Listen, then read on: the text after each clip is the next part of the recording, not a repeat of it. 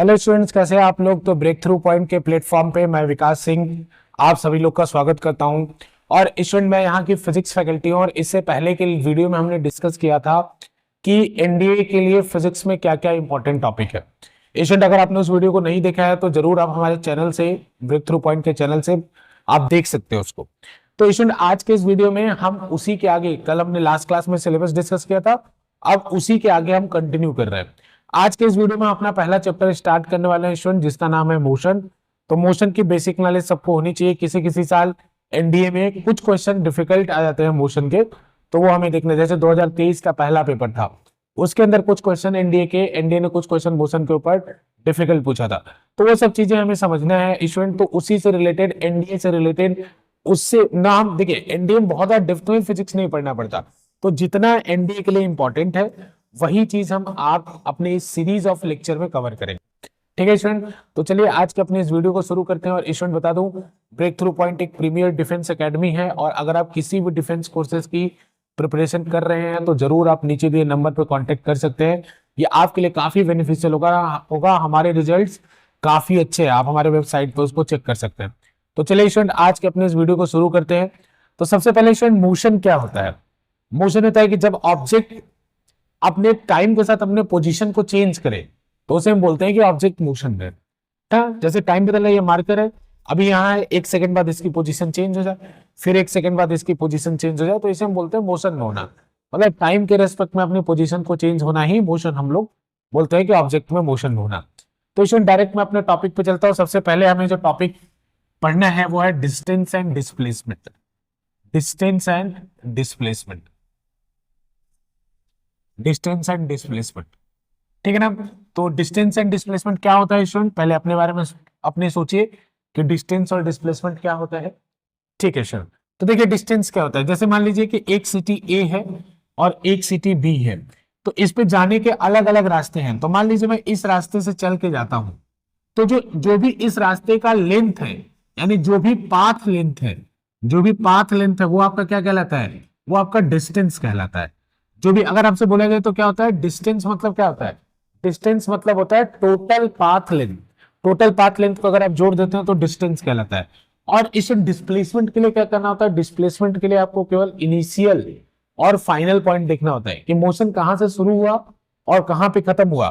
तो जैसे अभी मोशन शुरू हुआ ए से और खत्म हुआ बी पर, तो इनिशियल और फाइनल पॉइंट मिल गया। अब इसको आप मिला दीजिए, मिलाने के बाद ये जो बना वो डिस्प्लेसमेंट कहलाता है। और डिस्प्लेसमेंट को हम ये भी कहते हैं कि दो पॉइंट के बीच में जो शॉर्टेस्ट पॉसिबल डिस्टेंस है वो आपका डिस्प्लेसमेंट है ना। इसको लिखते कहेंगे भाई डायरेक्ट, आप देखिए इसको इस बात से मतलब नहीं है कि आप किस पाथ से गए, उसको सिर्फ इस बात से मतलब है कि आपका फाइनल पॉइंट क्या था और इनिशियल पॉइंट क्या था, ठीक है ना। तो इसी के ऊपर हम कुछ न्यूमेरिकल करेंगे। तो सबसे पहले एक न्यूमेरिकल करते हैं। मान लीजिए एक फार्मर है, उसका ये स्क्वायर फील्ड है, ये स्क्वायर फील्ड है, इसका मैं नाम रख दे रहा हूं ABCD। ये स्क्वायर फील्ड है, सब 10 मीटर का, ये पूरा का पूरा 10 मीटर है। तो ए पॉइंट से स्टार्ट करने के बाद, ए पॉइंट से स्टार्ट करने के बाद ये इसका 2.5 रिवोल्यूशन, एक पर्सन है जो ए पॉइंट से स्टार्ट करने के बाद इसका 2.5 रिवोल्यूशन ले रहा है। ए पॉइंट से स्टार्ट कर रहा है और इस फील्ड का 2.5 रिवोल्यूशन ले रहा है, क्लॉकवाइज सेंस में ले रहा है। जैसे ए से बी जा रहा है, बी से सी जा रहा है, सी से डी जा रहा है, डी से ए जा रहा है। तो जब ए से चल के ए पे आया तो उसको एक रिवोल्यूशन कहेंगे। तो ऐसे 2.5 रिवोल्यूशन ले रहा है। तो स्टूडेंट आप जल्दी से वीडियो को पॉज करिए और ये कैलकुलेट करिए कि डिस्टेंस कितना होगा, डिस्प्लेसमेंट कितना होगा। पॉज करने के बाद जब आपका आंसर आ जाए तब इसको प्ले करिएगा। पॉज कर लीजिए। चलिए, तो उम्मीद है जितने लोगों का आंसर आना होगा वो आ चुका होगा, और जितने लोगों को कंसेप्चुअल क्लैरिटी नहीं है यहाँ देखिए। तो स्टूडेंट सबसे पहले हम लोग बात करते हैं डिस्टेंस का। तो डिस्टेंस में क्या करना होता है, टोटल पाथ लेंथ कवर करना होता है। तो टोटल पाथ लेंथ कैसे कवर होगा, तो देखिए एक चक्कर लगाने में कितना डिस्टेंस ट्रेवल हुआ, 10 10 10 10। तो ऐड करिए 10 + 10 20 + 10 30 + 10 40 हुआ एक रिवोल्यूशन में। या आप पेरीमीटर भी निकाल सकते थे कि भाई पेरीमीटर कितना होता है, तो पेरीमीटर 40 हो गया। तो अब एक रिवोल्यूशन में 40 हुआ, दो रिवोल्यूशन में कितना होगा 80, और आधा और रिवोल्यूशन हो रहा है तो 20 और ऐड कर लीजिए। तो इससे आपको डिस्टेंस क्या मिलेगा, आपको डिस्टेंस मिल जाएगा 100 मीटर। आपको डिस्टेंस मिल जाएगा 100 मीटर, ठीक है ना। अब उसके बाद स्टूडेंट ये देखिए कि अगर ए पॉइंट से उसने स्टार्ट किया है तो 2.5 रिवोल्यूशन के बाद वो कहां पहुंचेगा, तो पहुंचेगा पॉइंट सी पर। 2.5 रिवोल्यूशन के बाद कहां पहुंचेगा, पॉइंट सी पर। तो देखिए बेटा, ए पॉइंट हमारा इनिशियल हो गया, सी पॉइंट हमारा फाइनल हो गया। ए टू सी एक लाइन मिला दीजिए, ए टू सी आप लाइन मिला देंगे, ये एंगल कितना है 90 डिग्री। तो स्टूडेंट यहां से एसी जो भी होगा वही हमारा डिस्प्लेसमेंट है, क्योंकि ये इनिशियल पॉइंट है, फाइनल पॉइंट है। तो ये लेंथ निकलेगा कैसे, इसके लिए आप मैथ का इस्तेमाल करिए स्टूडेंट। ये 10 मीटर क्या हो गया, ये बेस हो गया, ये परपेंडिकुलर हो गया, ये हाइपोटेनस हो गया। तो यहां से आप कैलकुलेट कर लीजिए, AC square equal to 10 square plus 10 square. Add करेंगे स्टूडेंट 200 आएगा, तो यहां से AC स्क्वायर 200, तो AC की वैल्यू कितनी आ गई, √200। √200 को आप क्या लिख सकते हैं, 10√2 मीटर। स्टूडेंट वैसे भी आपको स्क्वायर का डायगोनल क्या होता है याद होना चाहिए। स्क्वायर का डायगोनल होता है स्टूडेंट √2a। तो ये डायगोनल ही तो है जो हमारा डिस्प्लेसमेंट है इस केस में। तो हमारा इस केस में डिस्प्लेसमेंट कितना आया, √2a इस केस में, ठीक है ना। तो चलिए एक और क्वेश्चन आप ट्राई कीजिए, एक और क्वेश्चन, इसको पॉज करिए वीडियो को और नोट कर लीजिए। एक और क्वेश्चन हम लेते हैं डिस्टेंस और डिस्प्लेसमेंट का, जिसको आप लोग सॉल्व करिए। तो क्वेश्चन ऐसा है स्टूडेंट कि आप इस क्वेश्चन को नोट कर सकते हैं कि 200 मीटर डायमीटर वाला 200 मीटर डायमीटर वाला एक सर्कुलर पार्क है।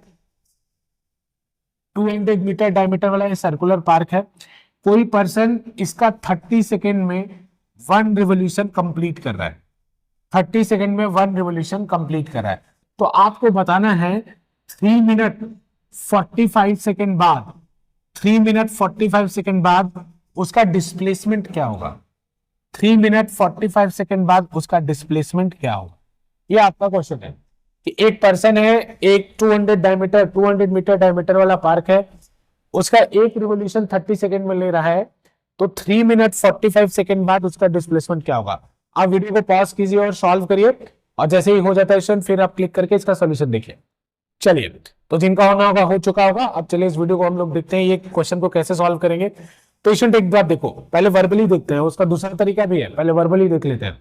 यहाँ 30 सेकंड में एक रिवोल्यूशन हो रहा है, तो 1 मिनट में कितना रिवोल्यूशन होगा, तो 1 मिनट में 60 सेकंड, तो 1 मिनट में 2 रिवोल्यूशन हो जाएगा।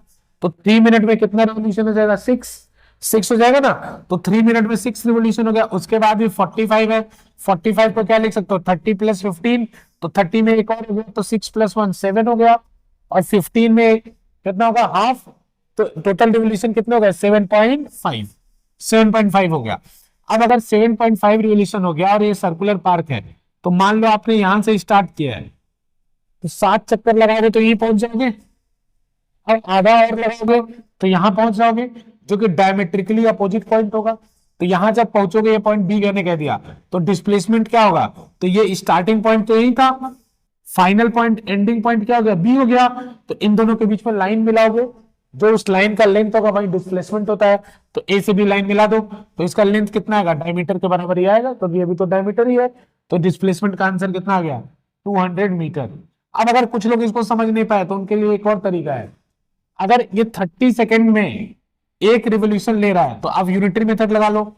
1 सेकंड में कितना रिवोल्यूशन लगा, 1/30, तो इसको जरा सेकंड में कन्वर्ट कर लो, तो 3 मिनट इंटू 60 करो 180, 45 ऐड करो 225। तो अब क्वेश्चन बताओ, 225 में कितना रिवोल्यूशन होगा, 30 में 1 में 1/30, तो 225 में कितना, 225/30। इसको भी अगर आप सॉल्व करके देखोगे 7.5 ही आएगा। इस तरह से भी आप निकाल सकते हो कि इसमें भी 7.5 रिवोल्यूशन आपका लगेगा, ठीक है ना।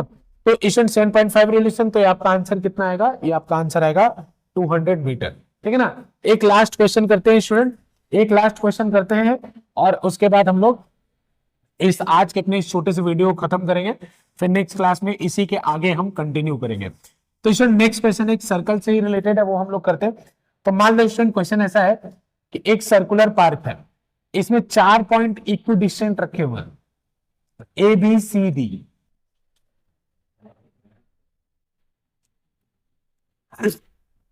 तो स्टूडेंट देखिए, अगर इसका रेडियस 2 मीटर है और एक पर्सन ए पॉइंट से स्टार्ट कर रहा है, तो इसको आपको बताना है कि 3.75 रिवोल्यूशन बाद, जो कि क्लॉकवाइज सेंस में हो रहा है, इसका डिस्प्लेसमेंट क्या होगा। 3.75 रिवोल्यूशन क्लॉकवाइज सेंस में हो रहा है, उसका डिस्प्लेसमेंट क्या होगा। तो आप लोग इस वीडियो को पॉज करिए और ये देखिए कि 3.75 रिवोल्यूशन बाद इस पार्टिकल कैसे घूम रहे हैं, तो इस पार्टिकल का डिस्प्लेसमेंट क्या होगा, ठीक है ना। तो पॉज करिए, एक बार सॉल्व करिए, फिर सोल्यूशन को देखिए। चलिए, उम्मीद है आपने सॉल्व कर लिया होगा स्टूडेंट। अब चलिए हम इसको देखते हैं, इसका सोल्यूशन क्या होगा। तो ए पॉइंट से स्टार्ट हो रहा है। अब देखो 3 रिवोल्यूशन बाद ए पे पहुंच जाएगा। 0.75 का मतलब कितना होता है, 3/4। 0.25 1/4 होता है, 0.5 हाफ होता है, 0.75 3/4 होता है। तो ए पॉइंट पे आने के बाद 3 रिवोल्यूशन के बाद ए पॉइंट पे आ जाएगा। 0.75 के बाद क्या करेगा, 1/4 हाफ 3/4 डी पे आएगा। तो इसका फाइनल इनिशियल पॉइंट हो गया, फाइनल पॉइंट हो गया। डिस्प्लेसमेंट निकालना है इस सिचुएशन में, डिस्प्लेसमेंट निकालना है स्टूडेंट। तो इनिशियल पॉइंट ये, फाइनल पॉइंट ये। तो आप देखो हमें ये वाला एडी जो होगा वो डिस्प्लेसमेंट होगा। तो एडी कैसे निकलेगा, तो देखो ये 2 मीटर है तो ये भी 2 मीटर होगा। और मैंने कहा ये चारों पॉइंट इक्विडिस्टेंट है, तो ये एंगल कितना होगा, 90 डिग्री। फिर से पाइथागोरस थ्योरम लगा लो, AD square equal to 2 square plus 2 square. तो ये देखोगे स्टूडेंट, एडी स्क्वायर कितना आ जाएगा, 8 के इक्वल। तो एडी किसके इक्वल आ जाएगा, √8 यानी 2√2 मीटर के इक्वल आ जाएगा। तो यहां से आप देख सकते हो डिस्प्लेसमेंट 2√2 मीटर होगा। अब इस केस में अगर आपको कभी डिस्टेंस निकालना तो कैसे निकालोगे, एक रिवोल्यूशन में 2 पाई आर, तो 3.75 रिवोल्यूशन में कितना, 3.75 इंटू 2 पाई आर। तो उस क्योंकि कैलकुलेशन में टाइम लगता है इसीलिए मैंने उसको निकलवाया नहीं, बाकी वो चीज भी काफी ऑब्वियस थी आपके लिए कि आप उसको निकाल सकते थे। तो इसमें ये डिस्टेंस और डिस्प्लेसमेंट का एक छोटा सा कॉन्सेप्ट आज के अपने इस वीडियो में हमने कवर किया। इसमें नेक्स्ट वीडियो में इससे आगे हम कवर करेंगे चीजों को, जिसमें uniform motion, non uniform motion और एक्सेलेरेशन वगैरह की चीजें हम डिस्कस करेंगे। एनडीए पॉइंट ऑफ व्यू से जो इंपॉर्टेंट होगा वही आपको बताया जाएगा। इसमें मोशन काफी डेप्थ में होता है, लेकिन आपके लिए जो इंपॉर्टेंट होगा हम वही बताएंगे। और इसमें जैसा मैं पिछले अपने वीडियो में मैंने बोला था कि अगर आप पूरा प्लेलिस्ट ये देखते हैं जो मैं अभी पढ़ा रहा हूँ, और साथ साथ में कुछ टेस्ट आपको सेंड करूंगा, उन टेस्ट को आप सॉल्व करते हैं तो 25 क्वेश्चन जो एनडीए में आता है उसमें 20 क्वेश्चन में मिनिमम बता रहा हूँ आपके सही हो ही जाएंगे। आप केवल क्लास करिए डेली और मेरे नोट्स और इसका प्रॉपर नोट्स बनाइए, पेपर को सॉल्व करिए। 25 में से 20 क्वेश्चन आपके सही हो जाएंगे, थोड़े अच्छे से पढ़ेंगे तो उससे ज्यादा भी हो जाएंगे। तो आज के इस वीडियो में हम लोग इतना ही देखेंगे स्टूडेंट। बाकी वीडियोस के लिए हमारे चैनल को आप सब्सक्राइब जरूर कीजिए। बहुत बहुत धन्यवाद।